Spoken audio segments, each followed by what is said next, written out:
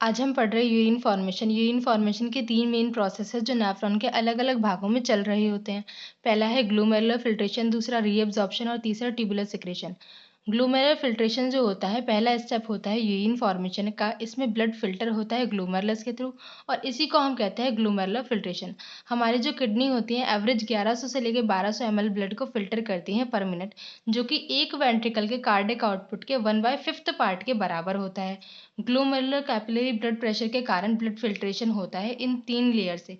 पहला एंडोथेलियम से होगा ग्लोमेरुलर ब्लड वेसल की, उसके बाद बीच में बेसमेंट मेम्ब्रेन से होगा, उसके बाद एपिथेलियम और बोमेन्स कैप्सूल से होगा। इसके जो सेल्स होते हैं उसको हम पोडोसाइट कहते हैं। ये सेल इस तरह से अरेंज होते हैं कि बीच में थोड़ा स्पेस छोड़ रहे होते हैं। उसी को हम बोलते हैं फिल्ट्रेशन स्लिट और स्लिट पोर्स। ब्लड जो होगा फाइनली इन मेम्ब्रेन से फिल्टर हो जाएगा और जितना भी प्लाज्मा का कॉन्स्टिट्यूएंट होगा वो सारा का सारा बोमेन्स कैप्सूल के ल्यूमेन में चला जाएगा, प्रोटीन के अलावा। इस प्रोसेस को हम अल्ट्रा फिल्ट्रेशन कंसीडर करते हैं। आज हम पढ़ रहे हैं जीएफआर। जीएफआर की फुल फॉर्म है ग्लोमेरुलर फिल्ट्रेशन रेट। ये वो अमाउंट ऑफ फिल्ट्रेट है जो हमारी किडनी बनाती है 1 मिनट के अंदर। हेल्दी इंसान का जीएफआर होता है 125 ml पर मिनट अप्रॉक्स। अगर इस तरह से देखा जाए तो हमारी किडनी एक दिन में 180 लीटर फिल्ट्रेट बनाती है। हमारी किडनी ने अपने अंदर ऐसा मैकेनिज्म बना रखा है कि वो रेगुलेट कर लेती है जीएफआर को और ऐसा ही एक मैकेनिज्म चलाती हैं जेजीए। जेजीए की फुल फॉर्म है जस्टा ग्लोमेरुलर अपरेटस। ये जस्टा ग्लोमेरुलर अपरेटस क्या होता है?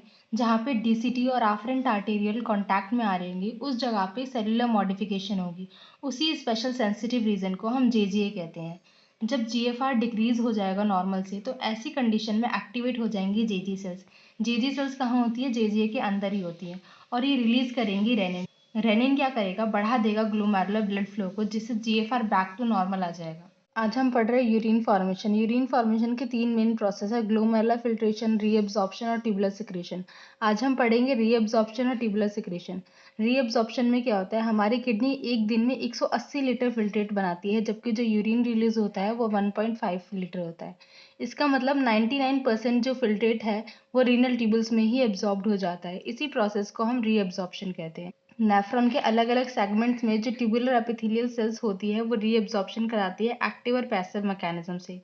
Glucose, amino acid, sodium ion जो होते हैं एक्टिवली रीअब्जॉर्ब्ड होते हैं, जबकि जो नाइट्रोजनस वेस्ट होता है वो पैसिवली रीअब्जॉर्ब्ड होता है। यूरिन फॉर्मेशन का अगला मेन प्रोसेस है ट्यूबुलर सिक्रेशन। ट्यूबुलर सिक्रेशन एक इंपॉर्टेंट स्टेप है यूरिन फॉर्मेशन का। पीसीटी डीसीटी जैसे जो ट्यूबुल्स है इनकी सेल्स, ट्यूबुलर सेल्स, कुछ सब्सटेंसेस जैसे कि H+ K+ अमोनिया सिक्रेट करती है फिल्ट्रेट में। जो ट्यूबुलर सिक्रेशन होता है वो मदद करता है बॉडी फ्लूइड्स का एसिड बेस बैलेंस बनाने में।